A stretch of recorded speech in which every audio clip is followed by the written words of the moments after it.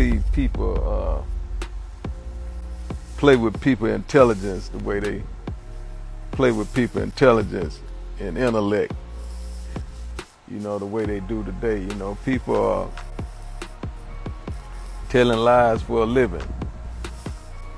You know what I mean? They actually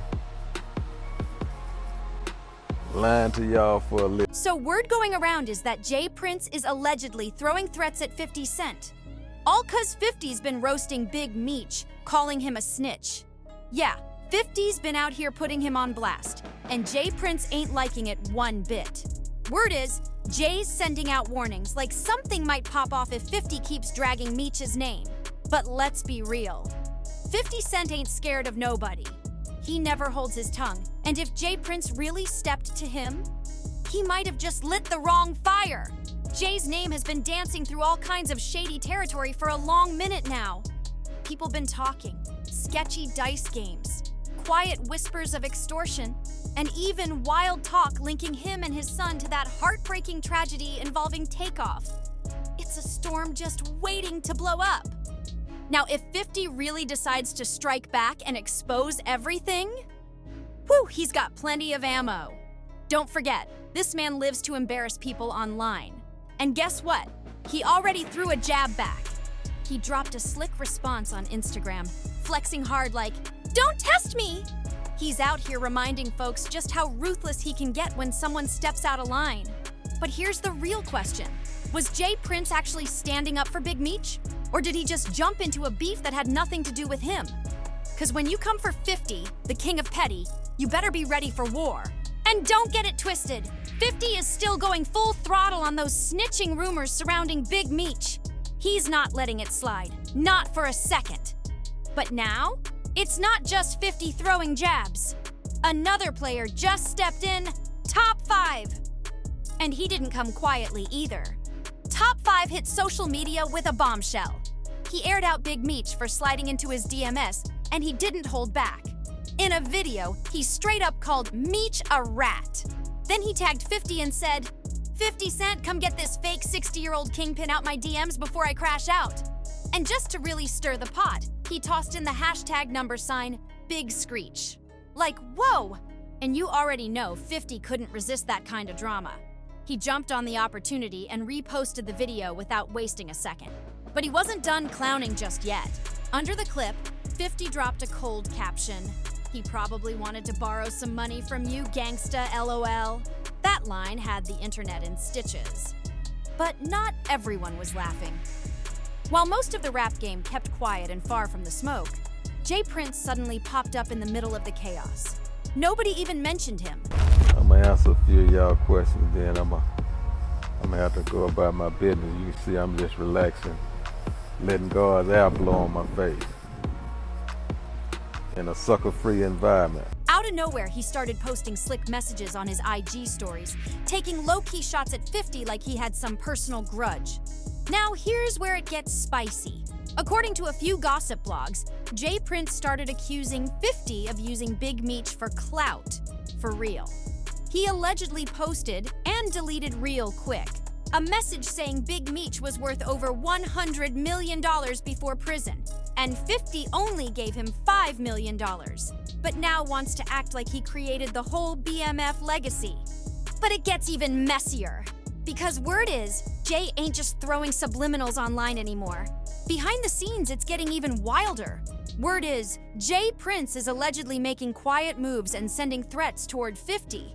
Some insiders are saying he's trying to apply pressure, maybe even calling in favors to get folks to shut 50 up. But 50, he's not the type to fold, not even close. He's standing his ground like always, and instead of backing off, he clapped back with another savage move. This time he used a clip straight from training day, blasting a message loud and crystal clear. And the caption? Get the message. No guessing what that meant. Fans went off, clowning J Prince like crazy, saying he's doing way too much and should have stayed in his lane. 'Cause let's be honest, the last thing anybody wants is to land on 50 Cent's hit list, especially when their own name's already mixed up in a storm of shady talk. Now, if you don't know much about J Prince, here's the rundown. He's the CEO and co-founder of Rap-A-Lot Records, one of Houston's most legendary music labels. But Jay doesn't just carry himself like a record exec. He moves like he runs the whole city. In the industry, folks call him the King of Houston. Whenever big-name rappers touch down in H-Town, Jay supposedly pulls up as their unofficial security detail, making sure they're good. Or at least, that's how it looks. But not everyone's buying that whole guardian of the culture image. Word in the streets? Jay Prince and his son Jazz might be running something way deeper. Some even say it's a full-blown extortion play. And it gets real murky when you hear about those dice games they're always throwing in Houston. People say they ain't just friendly little hangouts. Some believe artists get set up there, lined up for quick licks and easy money. And the talk got real loud after Takeoff's tragic death. But here's the twist. Takeoff wasn't even the first artist tied to one of Jazz Prince's dice nights who ended up losing their life. Maybe we need to change the word for the youngsters. The checking in part, is they seem to get hung up on that word, checking in. Yeah. So if we could diversify that word and bring it up to a 2021 thing. Right. Just a few months before, another artist met the same fate. Chicago's own Duke the Jeweler hit the jackpot at one of those infamous dice games. Walked out with a cool $100,000. But that big win turned into a nightmare real fast. Before Duke could even make it to his car, he was ambushed, robbed, and tragically shot down. That shook people up. So when Takeoff lost his life right after another one of those so-called mob ties dice sessions, fans instantly started putting the pieces together. And it wasn't looking good. People were pointing fingers. Some even blamed Quavo, saying he should have known better than to be rolling with Jay Prince's crew, especially after what went down with Duke. And just when you think it couldn't get any darker, it did. The man accused of firing the fatal shot that killed Takeoff, Patrick Xavier Clark, got officially indicted by a grand jury. But here's the wild part. Almost 3 years later, his trial still hasn't even started. And get this, just one day after Clark got arrested, he magically came up with $1 million for bond and walked out on house arrest. Just like that. No hesitation. That move had people side-eyeing hard. Like, who's moving chess pieces behind the scenes? Because that kind of cash and timing doesn't just fall out the sky. Fast forward to November 2023. And the whole game flips again. Out of nowhere, Clark's no longer on strict house arrest. No ankle monitor, no serious surveillance. Just a soft 7 p.m. to 7 a.m. curfew. That's it. And folks were stunned. Like, how does someone go from lockdown to basically living normal again? But here's the twist that really got people talking. Court documents say Clark can't have contact with any witnesses, victims, or Takeoff's family, which makes total sense. But then it drops the bomb. He's also banned from contacting Jay Prince Jr. and Jay Prince Sr. in any way.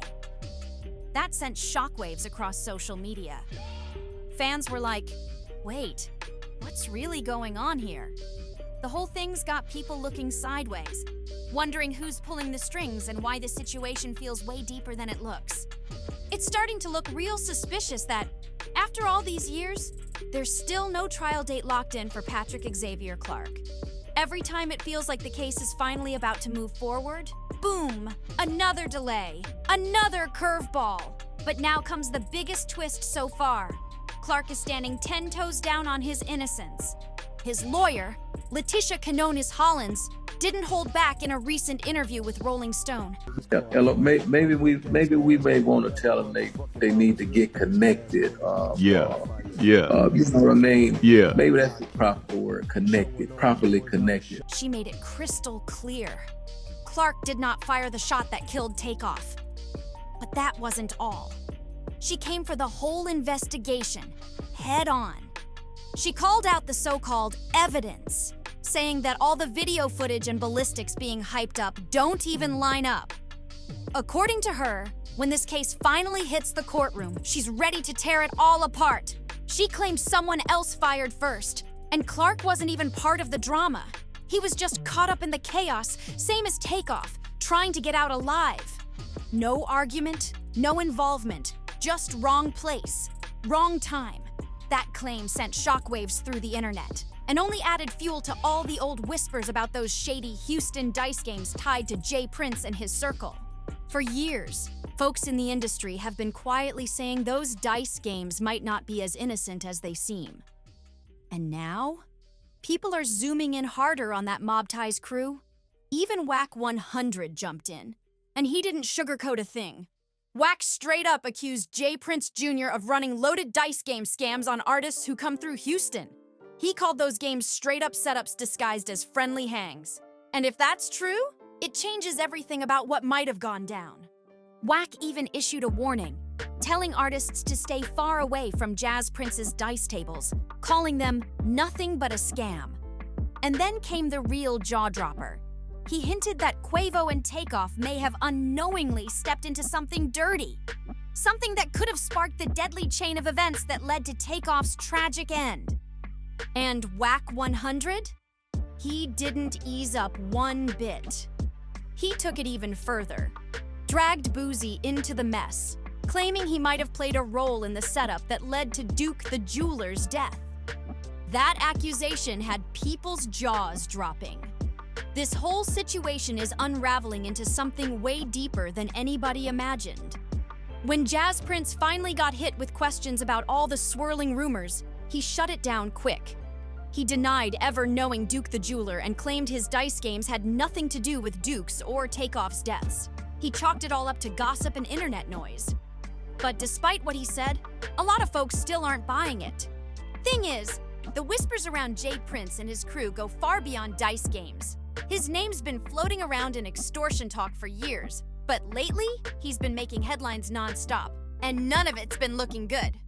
Let's rewind to July 2020, when NBA YoungBoy got robbed in Houston. They said it exactly. You 60. You 60. What are you talking about? What are you, bro? I lost mad respect for you because I used to have mad respect for you. When you had Shakur with you, when you lined YoungBoy NBA up, why the you got Shakur with you? And this is why he acting like that. This is exactly why he acting like that.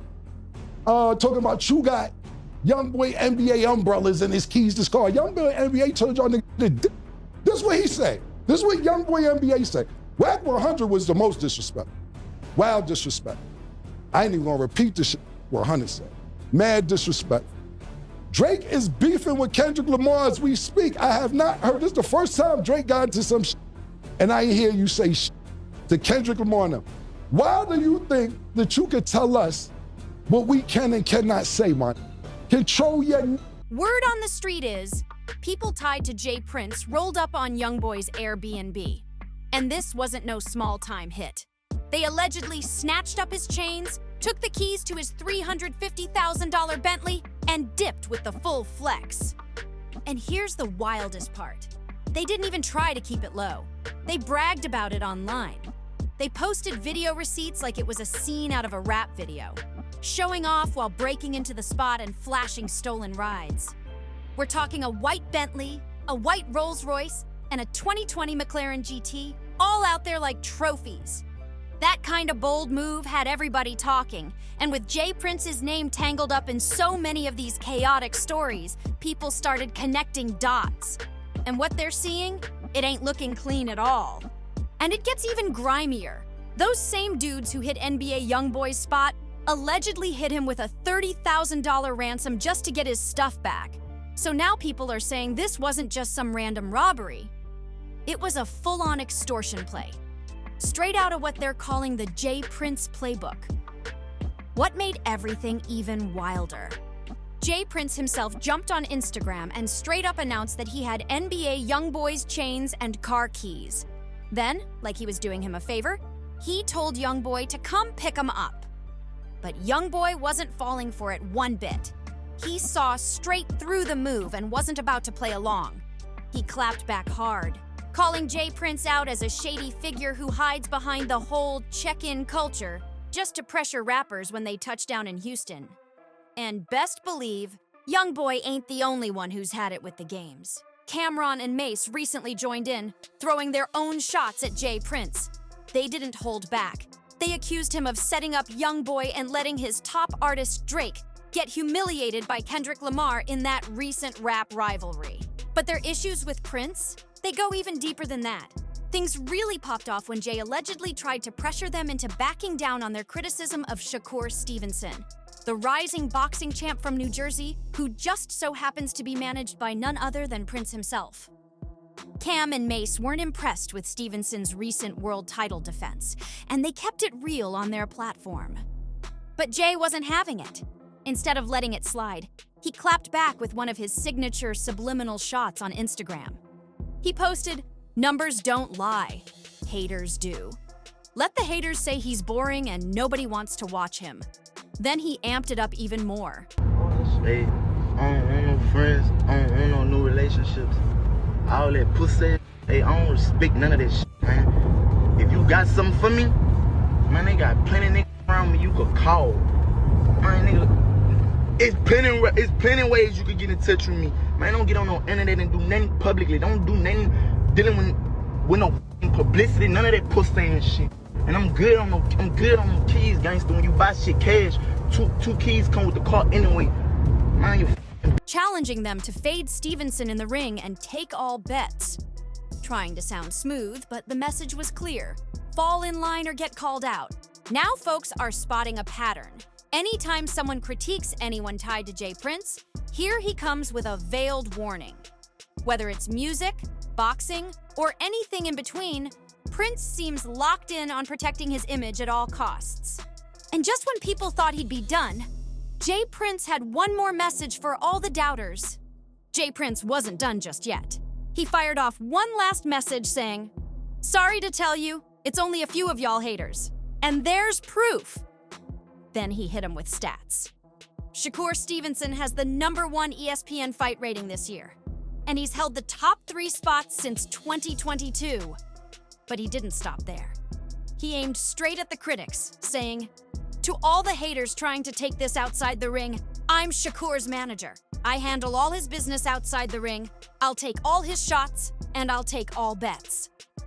But Cameron and Mace, they weren't fazed at all. They clapped back like champs, still calling Jay Prince out and clowning him for trying to move like a street boss when he's way too grown for that kind of flex. They made it loud and clear. They're not scared, and they're not backing off anytime soon. Meanwhile, fans are roasting Jay Prince all over social media.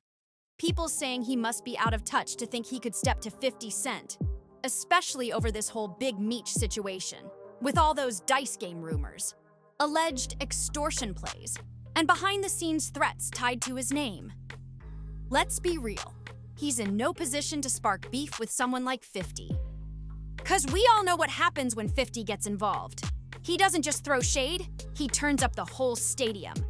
This man lives for drama. He drops receipts, lights up timelines, and turns real-life beef into full-on cinematic moments. If he decides to go all in on Jay Prince, oh, it's not just beef, it's gonna be a full-blown production. With the amount of dirt flying around, 50's got enough to turn this into a whole limited series. So now we gotta ask, who's really built for the smoke? Jay Prince might have started something he cannot control, and the entire internet is locked in, watching this play-by-play like it's the Super Bowl of rap beef. If you were feeling this breakdown, make sure to like, share, and subscribe so you don't miss a single drop of hip-hop madness. Hit the comments with your take, and we'll catch you on the next one.